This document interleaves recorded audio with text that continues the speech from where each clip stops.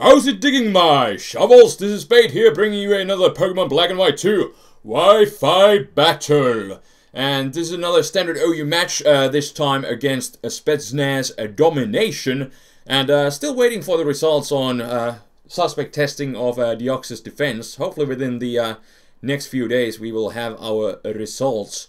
But anyways, we got the team preview going on, got some rain action. This time more of a balanced rain team between offense and defense. But the same plan kind of as last time, set up some hazards hopefully with Deoxys defense, and then hopefully clear the skies with Heatran, and then just go from there. So let's see how this goes and jump right into the match. So just gonna lead with the Deoxys defense, and he's gonna lead with Politoed. And I see that my pressure activates first, so that's at least telling me that he is not scarfed or anything. So, regardless, gonna go for the Stealth Rocks just to set them up on the first turn as he fires off a Hydro Pump. And that's gonna do massive amounts of damage. Almost knocks me out, so it's looking like this Politoed is wearing some specs. And I decided to go for the Nightshade here as opposed to setting up spikes because I knew he would have this Tentacruel still around. And I figured I would like to chip away his damage.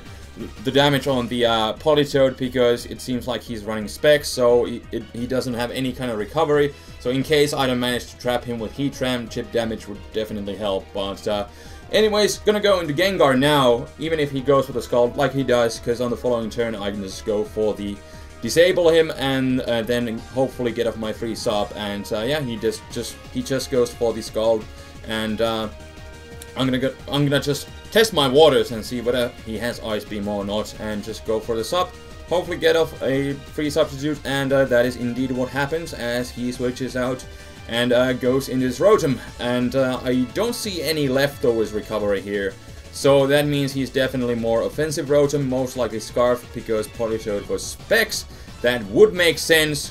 And knowing that he's just gonna Volt Switch out, as opposed to going for the Stab Shadow Ball, I decided to go for the Focus Blast, predicting him to go into Scissor, and that's gonna do at least a bit more damage than the Shadow Ball, resisted Shadow Ball would do. And this is a bit of a 50-50 prediction here. Is he gonna Bullet Punch? Is he gonna Pursuit? I chose Bullet Punch, he chose Pursuit, so he's gonna win this round and knock out my Gengar. But this is not bad, because this is gonna give me a chance to go into Heatran. And now we are going to just sunny day it up as in comes the Politoed, which is just perfect. And most specs Politoads are just running max HP and max special attack, so I should be able to outspeed him, which is the case. So I'm gonna fire off a Grass Gem boosted Solar Beam, and that will one-shot the Politoed. The nice thing about the Grass Gem boost is that it's gonna one-shot every kind of Politoed except for specially defensive ones, which don't really exist, to be honest, because Politoeds, if they're defensive, they're physically defensive in 99% of the cases. But anyways, in comes Rotom. The sun is up, so I'm not really fearing the Hydro Pump, so I'm just gonna go for the Magma Storm, because I figured he would just Volt Switch out again. And, you know, getting at least the grip of Magma Storm would be nice on something. Unfortunately, it misses on the Tentacruel. Don't really know what's the thing with Tentacruels and missing Magma Storms, but it happens yet again. But the next one hits. Unfortunately, he's gonna get off his free switch into Tentacruel and then his Rapid Spin. But nothing much I can do about it right now. Just try and whittle this thing down, as he's gonna be setting up some Toxic Spikes, as I'm just going to go for the Solar Beam again. But since I don't have the boost anymore from the Grass Gem, he's gonna be able to live that hit with a tiny little bit of HP, and the Sun is going to wear out. But that gave me a little idea here, which I'm going to proceed to do on this following turn, and that is to go for the Sunny Day again. Just so I can cut down the power of his Scalds, because I do have a plan, and hopefully with this plan I can do a bit of sweeping action here. So what I'm going to do now, after setting up the Sunny Day and taking one Scald, I'm going to go into my Deoxys defense just to sack it, because I still don't want to risk going into my Sweeper and him possibly going for the Scald and, you know, getting the burn. So that would be slightly annoying, so didn't want that to happen. But he actually goes for the protect, as I just sack my Deoxys defense, dies off to Toxic Spikes.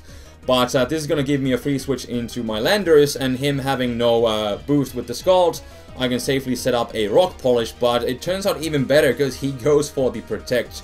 And here, as opposed to going for the Earth Power, I decided to go for the Psychic, just in case he goes into his Rotom, and that is exactly what he does, because Psychic would have definitely knocked out his Tentacruel from that range. It doesn't matter, but it turns out even better because he goes into his Scarf Rotom, so I just get to knock him out. And now he's gonna go into his freaking Ferrothorn, and I'm just gonna go for the Earth Power, see how much that does. Do I need to go for the Focus Blast or not? And it is kind of looking like that I do need to go for it. And he's gonna go for the Gyro Ball, does do a lot because I'm Rock Polished up, and he's a Ferrothorn, so he most likely has the 150 base power, but yeah, still does like half, so that's fine. Focus Blast luckily does land, so I get to knock him out with the super effective hit. But now he's going to go into his Scissor, and I'm pretty sure this time he is going to go for the Bullet Punch, because otherwise Landorus is going to be sweeping his entire team. So, yeah, predict correct this time and go into my Heatran to resist the Bullet Punch.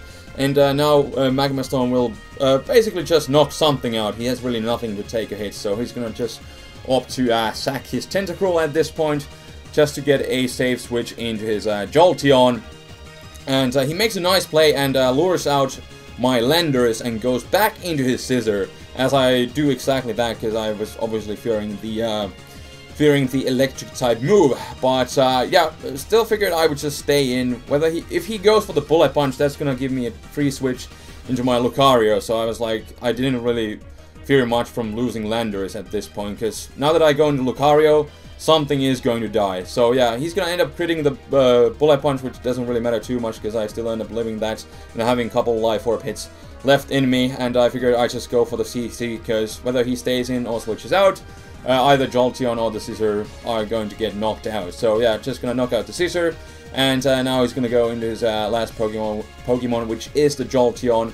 And the best move he can lock himself into is Volt Switch, because, you know, I took away the rain, so he can't lock himself into Thunder, or he doesn't feel like taking his chances, so the best move he can go for is Volt Switch. But of course I have Terrakion, which can easily live the Volt Switch, and then just go for the CC and knock him out. So there's that, except he gets a critical hit, and down goes my Terrakion, and everything is gonna go down the drain. And down the Heatran goes too. And yeah, okay, that's how the cookie crumbles this time, and that will be the game. So in hindsight, definitely could have set up an SD with Lucario, but what I was kind of fearing was that if I go for the SD and he switches into Jolteon, what if it ends up living with like a tiny nub of health after I have SD'd, and he's gonna live like the extreme speed. That's what I'm saying. If he would live that with a tiny nub, although that most likely would not have been the case, judging by how much the neutral E speed did. But the thing is, like, I figured I still had my Terrakion, so like we're in the clear, right? But you know, sometimes, you know, crits just happen at the most unfortunate of times. But it was still, regardless, a really fun match. There was some good mind games on both sides. Both of us made some good and bad plays, and yeah, it turned out really interesting match. So hope you guys enjoyed, and yeah, that's gonna be all for today. So thank you for watching, and let's see how the suspect testing is going to go.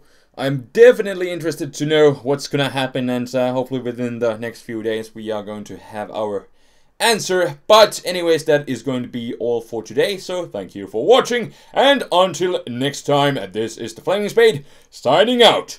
Peace.